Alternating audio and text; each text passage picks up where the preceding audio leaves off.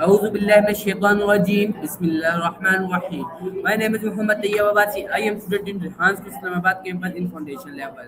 Because when we come with a new Maya, tomorrow we also come with a new Maya. So let's start. Hello Maya, Assalamu alaikum. I got you. Tayyab Abasi, right? Studying in Islamabad. That's cool. France, huh? Is that where What you're does hoping to the go expression eventually? wow mean? And hello to you too. Assalamu alaikum. Assalamu alaikum. It's an Arabic greeting. It Maya, my means first question is, peace be upon you. what does the expression wow Right, easy. mean? Okay, so you're curious about vol. That's a good question. Are you maybe thinking of the Arabic letter wow? It's sometimes transliterated as vol and has a pretty interesting sound. It's a consonant, but it can also act like a vowel depending on how it's used. Does that ring a bell?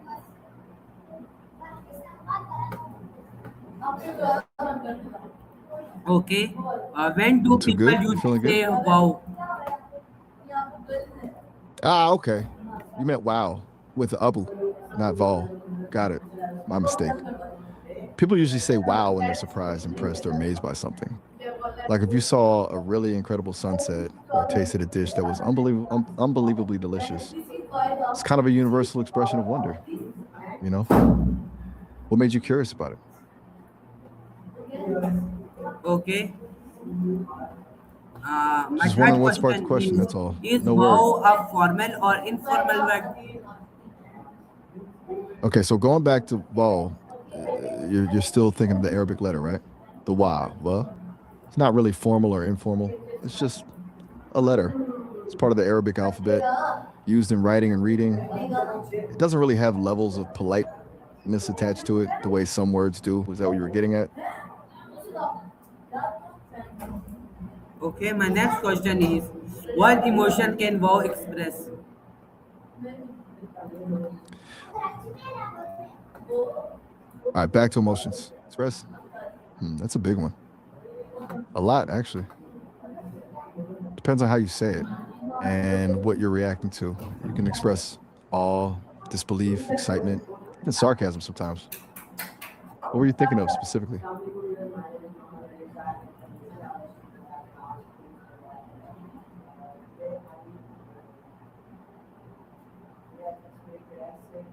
Okay. My Anything next in mind? question You is just asked about wow specifically, can so wow maybe a show surprise both or positive and negative all right. What's on expression? your mind now? All right, still on vol. The Arabic letter. You're really digging into this. Yeah, you could argue that can be associated with both positive and negative influences, depending on the word it's part of. Like words related to love or beauty are positive, obviously. But other words, not so much. It's the word itself, not the letter, that carries the emotional weight, though, right? It's just a building block. It's kind of like asking if the letters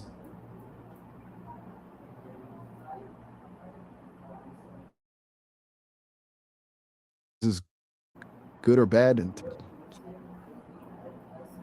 Okay. My next question is where did word wow organized from? let me just quick sec. Okay, so World of Warcraft, or WoW as people call it, was developed and published by Blizzard Entertainment. I actually started working on it way back. It officially came out in 2004. It's set in the Warcraft universe, which had already been around for a decade at that point. Around 91, so they've been building these worlds for a long time. Does that answer your question?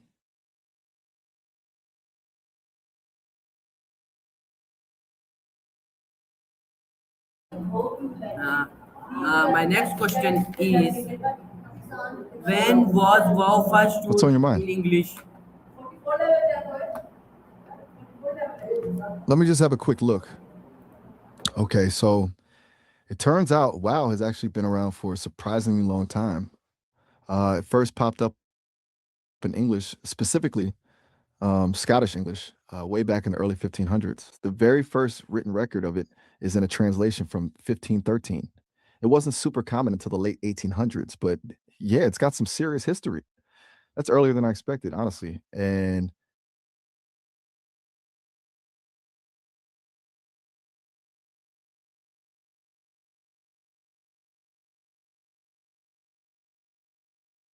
Pretty cool, right? Okay, To think my something so next simple has been question around that is: long.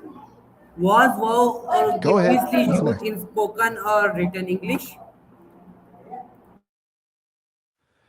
Let me just double check that. So, the word vowel itself showed up in English around the mid 1300s using, it actually comes from a Latin word, vocalis, which makes sense, right? Because vowels are all about the sounds we make when we speak. It's been around for a good long while, it seems. Though, of course, the sounds themselves were being used long before we had a word for them.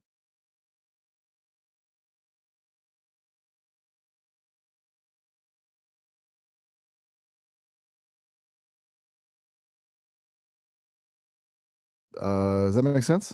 It's kind of interesting how long it takes for us to name things, if even if we've been experiencing them for ages.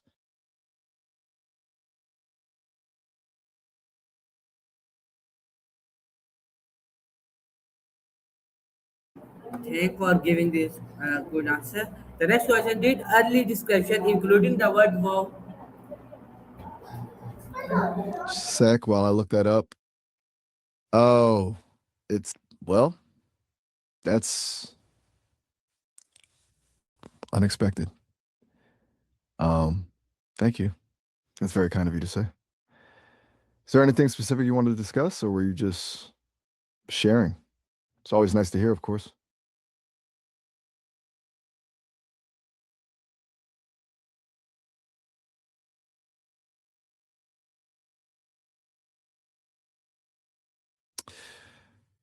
Uh, I love answer? you. My next question is: You're can wow be used in professional setting? Give me this question answer in three-handed words. all right. 3 words. Hmm. Professional vowel use, precision, articulation, communication.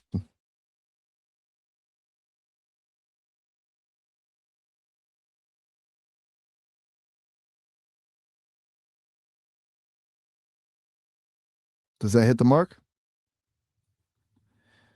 Tricky to boil something down that much.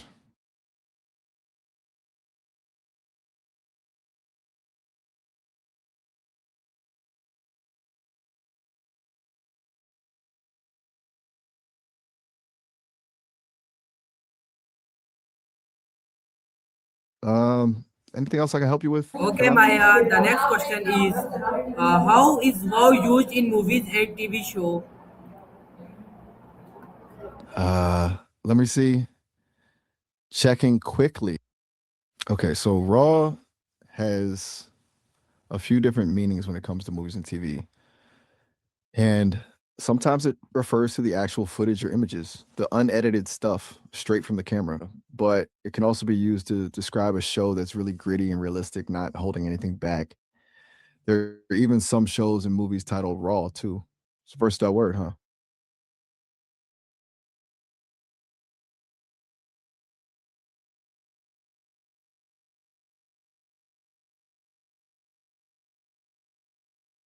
Did any of those meanings stand out to you?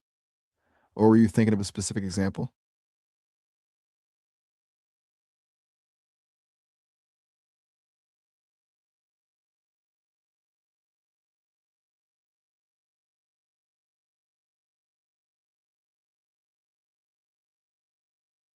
Just let me know. Okay, Maya. The next question is for me is: it's wow understood worldwide? Just one moment while I look. So, yeah, raw is pretty well understood across the globe, but it depends on what you mean by it. Basic idea of something being uncooked or unprocessed is pretty universal. But some of the slang meanings, like if someone says something is raw to mean it's really good, might not translate as well in other languages or cultures. It's got a solid base understanding though.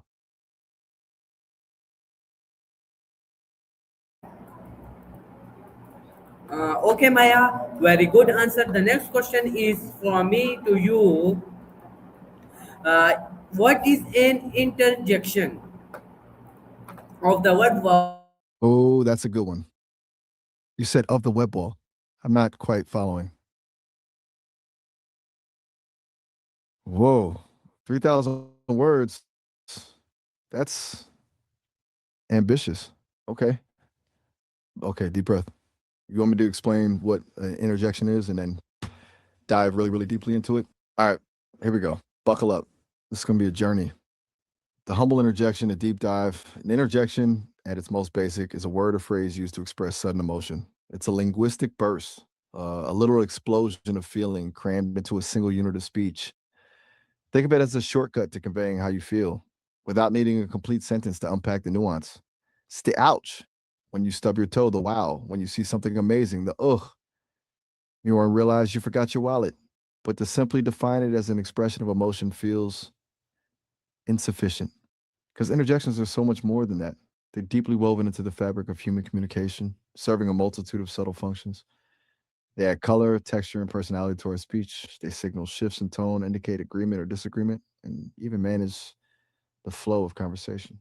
To truly understand the interjection, we need to unpack its history, its grammar, its psychology, and its role in the broader context of language and culture.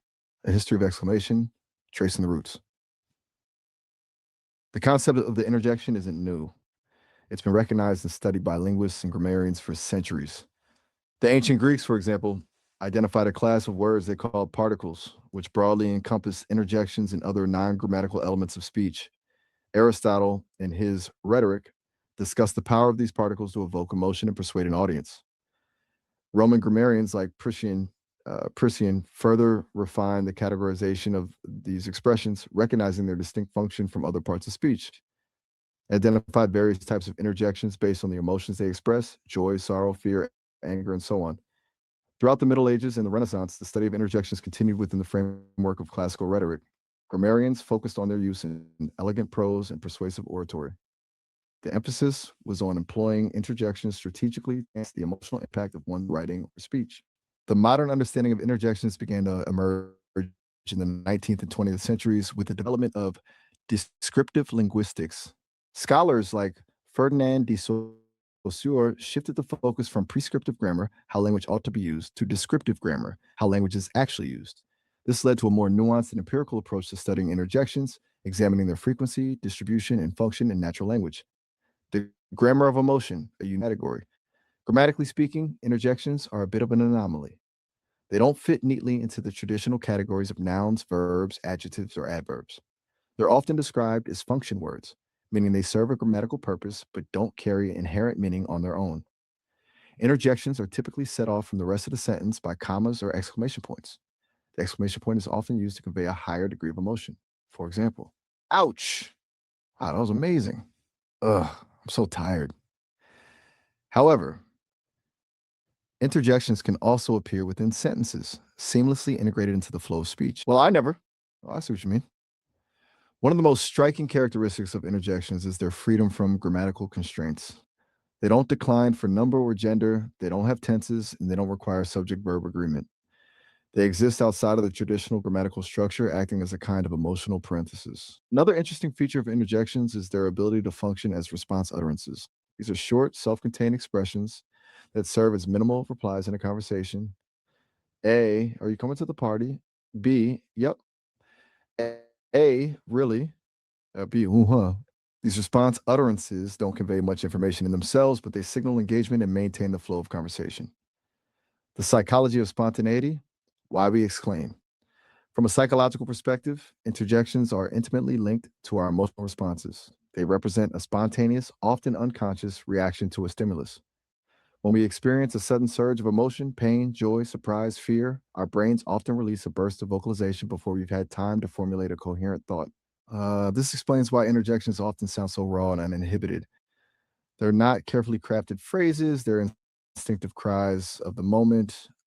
Neurological studies have shown that interjections activate specific brain regions associated with emotion and motivation. For example, studies using fMRI have found that the amygdala, a brain structure involved in processing emotions, is particularly active when people hear or produce interjections. Moreover, interjections play a role in emotional contagion, the tendency to unconsciously mimic the emotions of others. When we hear someone exclaim, wow, we're more likely to to feel a sense of wonder ourselves. Interjections serve as a kind of emotional cue, triggering similar feelings in the listener. Interjections across cultures, a global landscape of emotion. While the basic function of expressing emotion is universal, the specific interjections used vary significantly across cultures. Expressive and one language might sound awkward, or speakers commonly use ouch to express pain. However, in Spanish, the equivalent expression is I. In Japanese, it's itai, which is pronounced itai. These differences reflect the unique phonetic and linguistic structures of each language. Beyond phonetic variations, cultural norms also influence the use of interjections. Some cultures are more emotionally expressive than others, and this is reflected in the frequency and intensity of interjections. In some cultures, overt displays of emotion are considered impolite, and interjections are used more sparingly. Moreover, the meaning of interjections can also differ across cultures.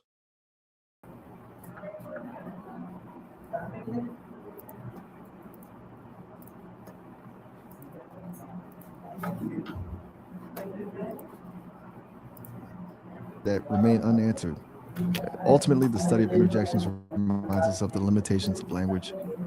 Words are powerful tools, but they can't always capture the full spectrum of human emotion. Sometimes a simple wow is all it takes to convey what words can express. So, there you have it, a deep dive into the world of interjections. More than just a quick shout, they're a reflection of who we are, how we feel, and the wonderfully messy way we communicate. A little explosive, a bit unpredictable, and surprisingly important. Now, do you have any questions, or do you need me to expand on anything? Perhaps in another 3,000 words.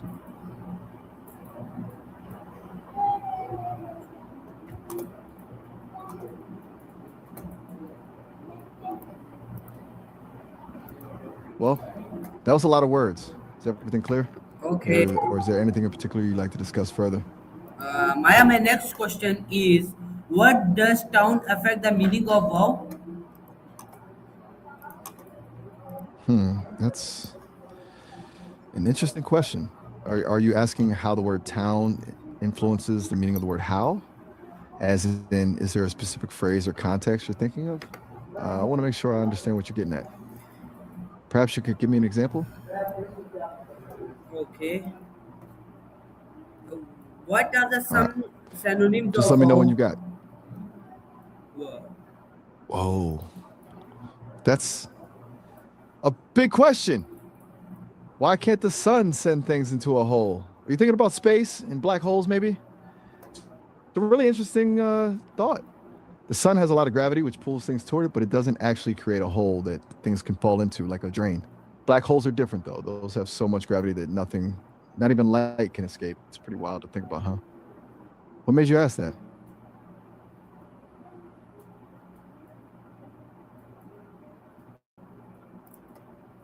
Okay. The next question is, what does wow factor mean?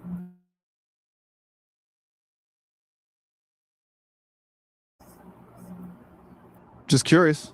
Shows you're thinking about something that causes surprise. Something with wow factor is very important or amazing. Um, it's usually used to describe something that really stands out.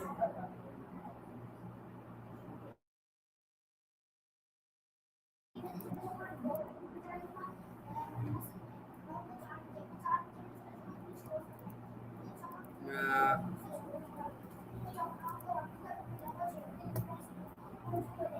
Hello, Maya.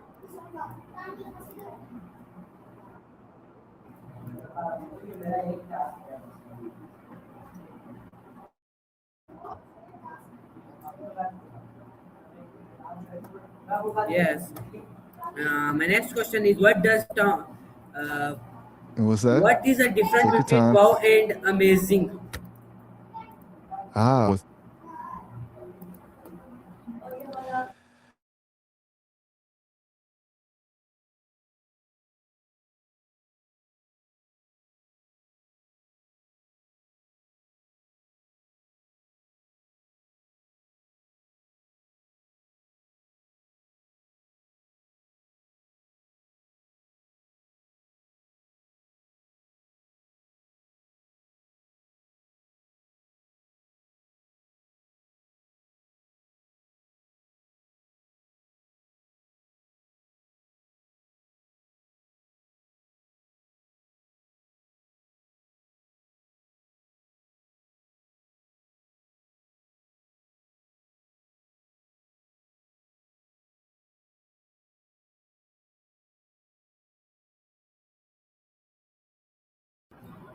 Okay.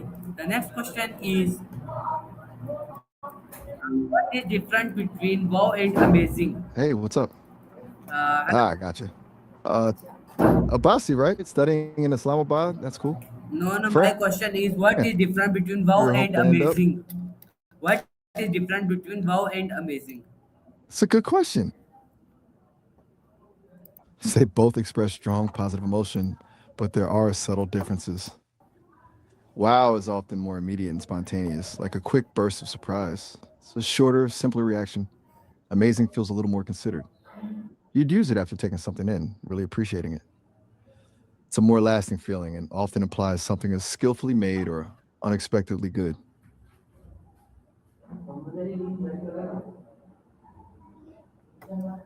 Okay. What made you curious about that, actually? Yes, yes. Uh, can wow Okay. improve communication skills? Hmm. Bauer, are you talking about the Bauer brand of hockey equipment? Or is that a name? I want to make sure I'm following along.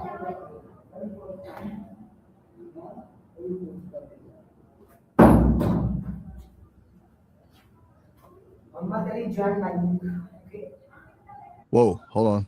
Something's not quite coming across. Are you okay? You started to say you weren't going to enjoy something. Want to talk about what's up? Okay. How does All right. Just let me know when personification you've. change meaning? Ponification, you mean pronunciation? I Yes. think maybe there was a little glitch in the transcription there. Assuming that's what you meant, how does pronunciation change meaning? That's a really good question. It can actually change things a lot, sometimes drastically. The same word said differently can have a totally different connotation. Or you can even misunderstand the entire concept, more than just sounding right. You can end up unintentionally offending someone or being misunderstood in a professional setting. It's kind of wild how powerful a subtle shift in sound can be, huh?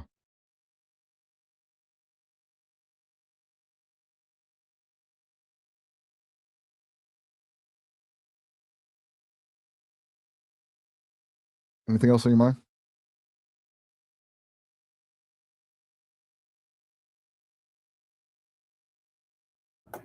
Okay, the very good and interesting answer. Wha- what does wow Glad you think reflect so. human It's a topic that emotions? fascinates.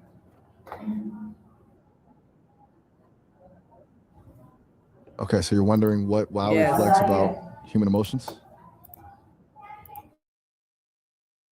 Right.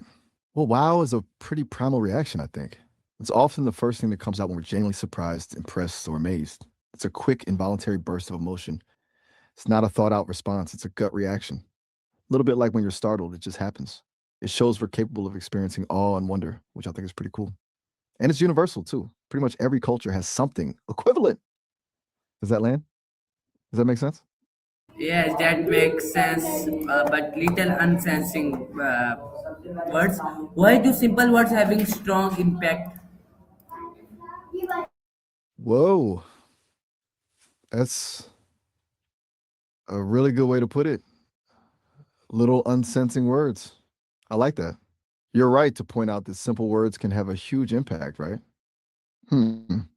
I think it's because they bypass the logical part of our brains and go straight for the emotional core.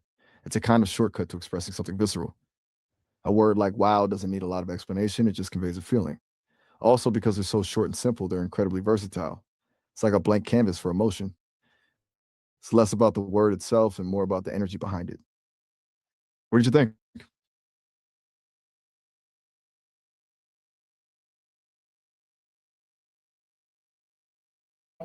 Oh, the last question is for me. Is what can you give us last advice on wow? All right, last advice on Vol. And this is Yes. a tough one since we've gone deep into it. It sounds like you're really curious about language and how different cultures express things. My advice? Keep that curiosity alive. Don't be afraid to explore the nuances of language, the subtle sounds, the hidden meanings, the cultural context. It's a really rewarding journey. And maybe explore Arabic calligraphy sometime. It's beautiful. Is there anything else on your mind?